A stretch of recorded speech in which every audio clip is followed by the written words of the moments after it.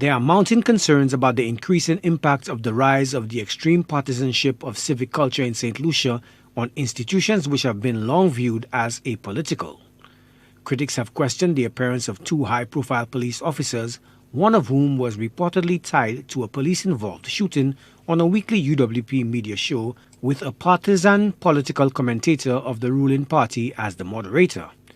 There was a strange turn of events back in May 2021 when officers were grilled by the host and callers on an active investigation into the SDA Forestier Church service disruption involving the SLP Castries Southeast hopeful Joachim Henry, an arch-political rival of the incumbent Guy Joseph, who also phoned into the program.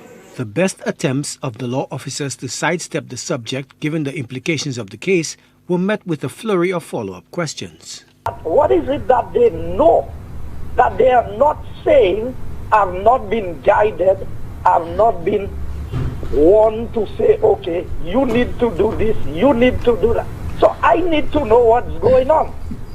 And Mr. Minister, not intending to trivialize anything that you have said, I need you to know that, I mean, if you need to know anything as it relates to what your status is and how things are where you are concerned and this matter is concerned, you can always speak to the investigators.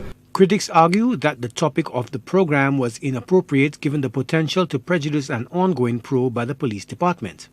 Commissioner of Police Milton Desir has since stepped in.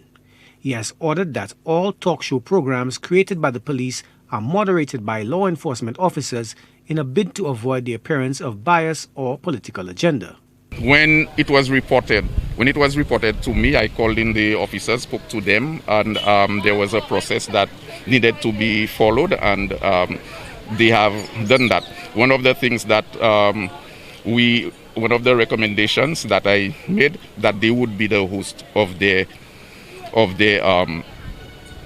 program, whichever television station, whether it is this one in question or any other television station, that the police will be the host and will be hosting. We like to give the information out. The public needs the information, but if the information is seen to have been coming from one direction, I mean, it is not good.